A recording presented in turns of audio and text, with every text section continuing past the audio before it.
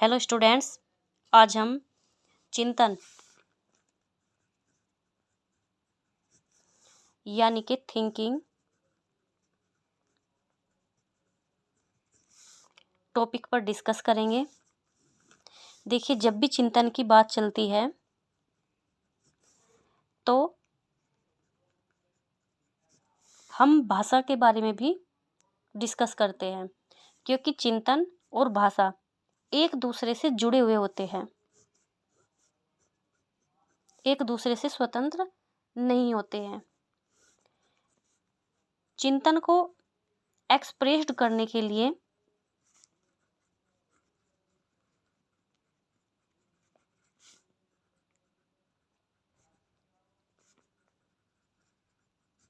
भाषा की आवश्यकता होती है। देखिए, चिंतन को एक्सप्रेस्ड करने के लिए भाषा की आवश्यकता होती है। चिंतन, देखिए, जब भी व्यक्ति के माइंड के अंदर समस्या आती है, देखिए, अगर माइंड में समस्या आ रही है व्यक्ति के,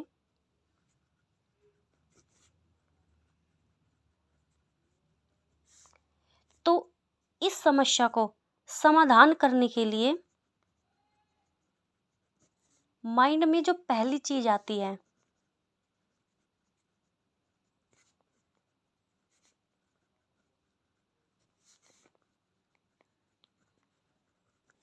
उसको हम चिंतन कहते हैं।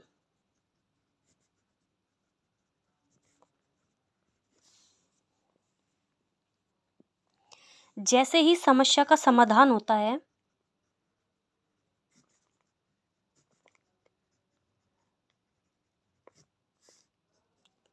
चिंतन भी समाप्त हो जाता है।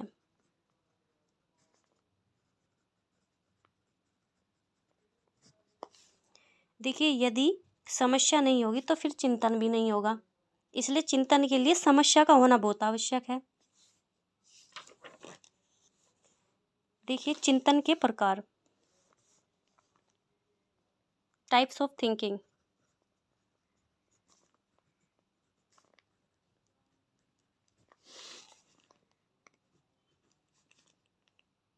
सबसे पहला है इसमें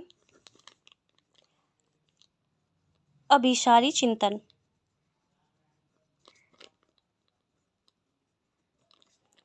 अभिसारी चिंतन को हम कन्वर्जेंट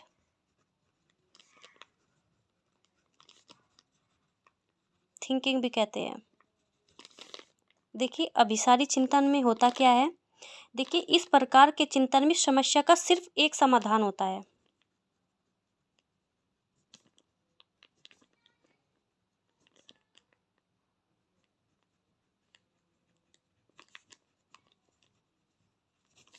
और इसमें क्लोज एंडेड क्वेश्चन आते हैं।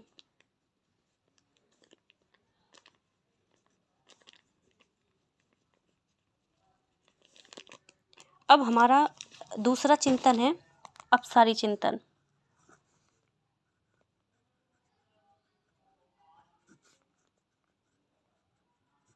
देखिए, इसको हम डाइवर्जेंट थिंकिंग बोलते हैं।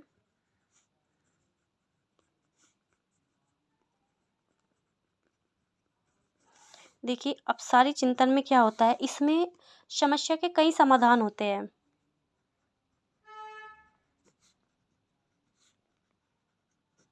एक से ज्यादा समाधान होते हैं। देखिए, इसमें क्या होता है, इसमें ओपन एंडेड क्वेश्चन आते हैं।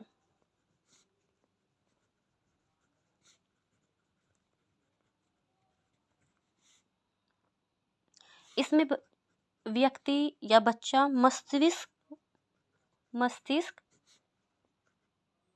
उद्वेलन का यूज करता है और इसमें क्रिएटिविटी देखने को मिलती है।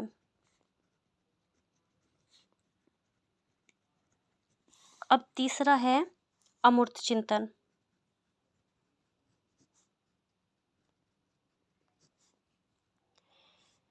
एब्स्ट्रैक्ट थिंकिंग भी हम इसको बोलते हैं। देखिए, इस प्रकार के चिंतन में जो चीजें होती हैं वो सामने नहीं दिखाई देती।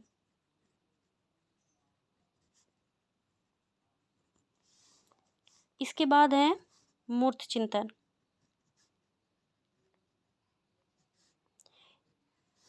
ये है कॉन्क्रिएट थिंकिंग। इसमें जो चीज़ें होती है वो सामने दिखाई देती है। इसमें जब हम चिंतन करते हैं तो चीज़ें सामने दिखाई देती है। अब पांचवा है चिंतनशील चिंतन। इसे रिफ्लेक्टिव थिंकिंग भी बोलते हैं। इसमें बच्चा अपने पूर्व अनुभव के आधार पर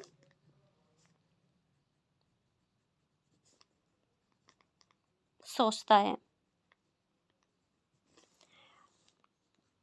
देखिए 6 देखिए, इसमें आगमन चिंतन, इंडक्टिव थिंकिंग है ये। इसमें उदाहरण से नियम की तरफ चला जाता है। फिर निगमन चिंतन,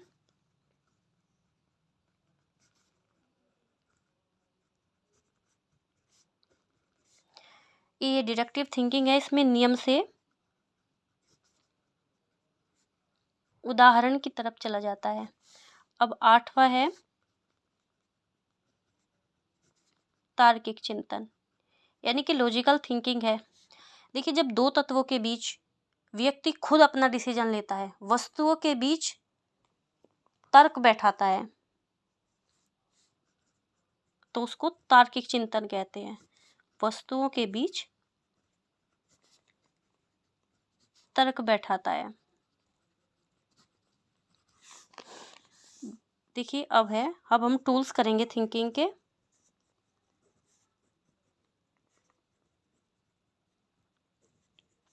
इस पे सबसे पहला है क्वेश्चनिंग, यानी कि प्रश्न करना।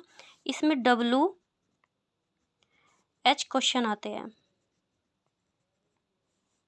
क्यों और कैसे वाले क्वेश्चन आते हैं कि भाई ये समस्या क्यों आई, कैसे आई।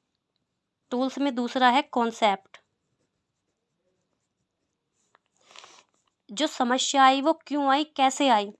तो व्यक्ति के अंदर बहुत सारे कॉन्सेप्ट बनते हैं, बनाता है वो, और उन पर चिंतन करना स्टार्ट कर देता है। कॉन्सेप्ट बनाता है और उन पर चिंतन करना स्टार्ट कर देता है इसमें व्यक्ति। तीसरा है माइंड मैप। देखिए उसने जो कॉन्सेप्ट बनाए हैं बहुत सारे, वे आपस में मिले होते हैं जो वो कॉन्सेप्ट बनाता है।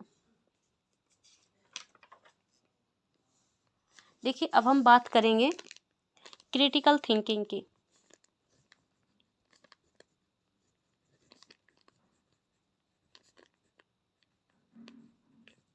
देखिए जो क्रिटिकल थिंकिंग होती है उसको हम समालोचनात्मक चिंतन या आलोचनात्मक चिंतन भी कहते हैं।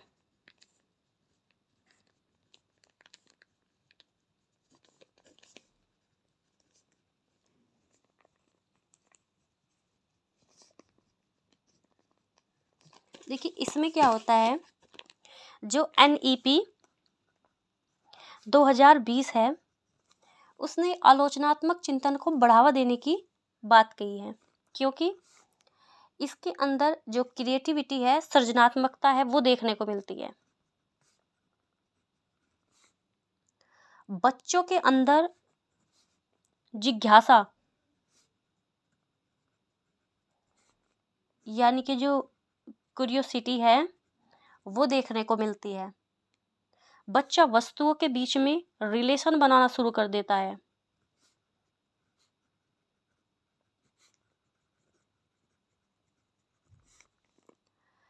बच्चा चीजों को एनालाइसिस करता है।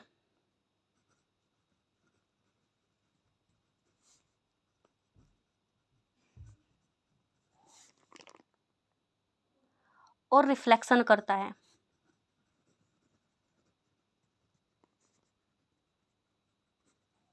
देखिए इसके अंदर मेटाकॉग्निशन, यानी कि जिसको हम अतिसंज्ञान या परसंज्ञान भी बोल देते हैं, वो भी देखने को मिलती है।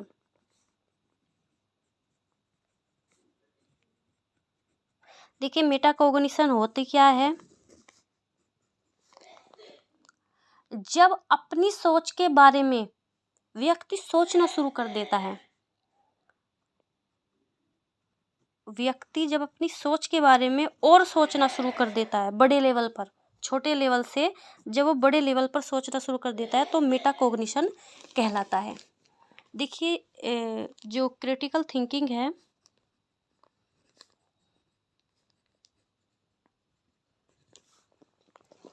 उसको डेवलप करने के 6 स्टेज होती है। डेवलपिंग की 6 स्टेज है।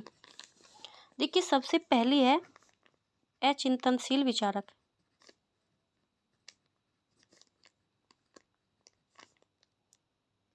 अनरिफ्लेक्टिव थिंकिंग। देखिए इसमें व्यक्ति क्या करता है, इसमें खाली विचार करना शुरू कर देता है।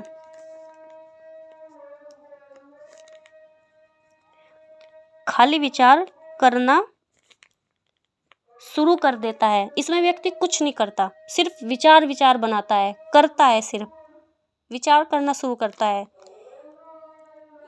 और जब दूसरे व्यक्ति उसको कहते हैं कि भाई तू तो कामचोर है, तू कुछ नहीं करता, तो उसके मन में कुछ करके दिखाने की भावना जागृत हो जाती है। दूसरा है चुनौतीपूर्ण विचारक। देखिए वो क्या करता है, जब लोग उसको ताने देते हैं तो वो चुनौती लेता है और कुछ करके दिखाना चाहता है, क्योंकि वो सोचता है कि मुझे कुछ करके दिखाना है। तीसरा है शुरुआती विचारक।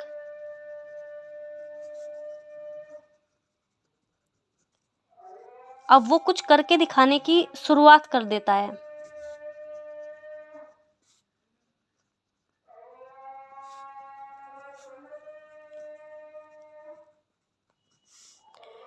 देखिए चौथा है अभ्यासी विचारक।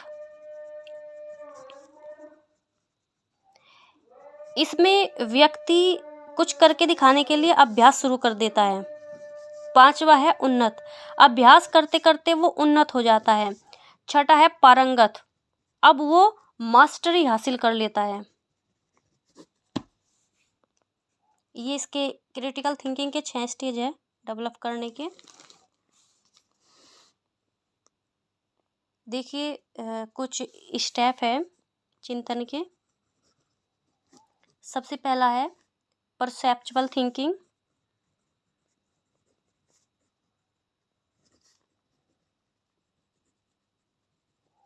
देखिए परसेप्चुअल थिंकिंग होता क्या है, जब व्यक्ति किसी के बारे में धारणा बनाता है।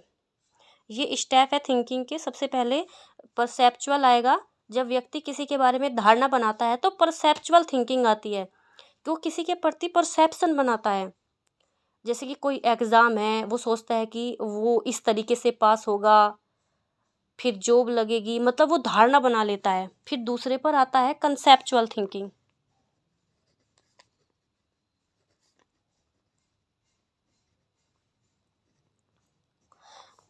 देखिए जो कॉन्सेप्ट वो उस एग्ज़ाम के किसी एग्ज़ाम के प्रति बनाता है, तो फिर वो कंसेप्चुअल थिंकिंग करेगा कि भाई उसे कौन से सब्जेक्ट पढ़ने हैं, उसे कितने घंटे पढ़ना है। कंसेप्चुअल थिंकिंग बनाता है वो। उसके बाद रिफ्लेक्टिंग।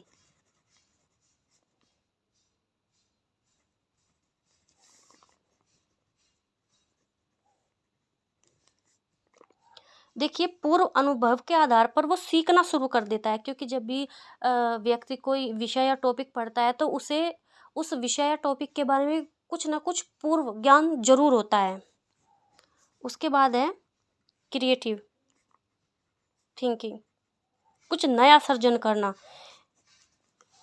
देखिए जब जो बच्चा होता है वो मतलब अलग अलग तरीके से सीखता है। जैसे बुक से सीख रहा है, कहीं पर वो ऑनलाइन सीख रहा है, कहीं वो मॉक टेस्ट लगा रहा है, कहीं वो टेस्ट दे रहा है, जैसे भी है वो मतलब नए नए तरीक़ों से सीखता है। उसके बाद है क्रिटिकल थिंकिंग।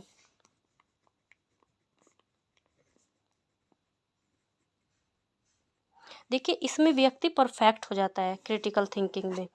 देखिए अब उसे किसी से पूछने की ज़रूरत नहीं होती कि भाई उसे क्या पढ़ना है, कैसे पढ़ना है, उसे खुद पता है क्योंकि वो इतना परफेक्ट हो जाता है। देखिए मेटाकॉग्निशन में एक अप्रोच आया था एग्ज़ाम में, KWL अप्रोच।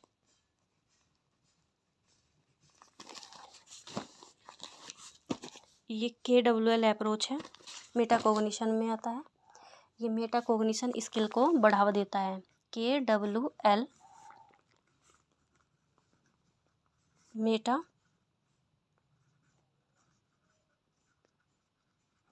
मेटाकॉग्निशन स्किल को KWL से बढ़ावा मिलता है। देखिए सबसे पहला है के, यानी कि नो। नो का मतलब है कोई पाठ पढ़ने से पहले आपने क्या सीखा। फिर है W, वांट टू नो, पाठ पढ़ने के बाद क्या जानना या सीखना चाहते हैं आप। फिर है L, यानी कि लर्नर, पाठ पढ़ने के बाद आपने क्या सीखा। देखिए ये हमारी थिंकिंग थी। आज ये टॉपिक कंप्लीट हो गया। Thank you.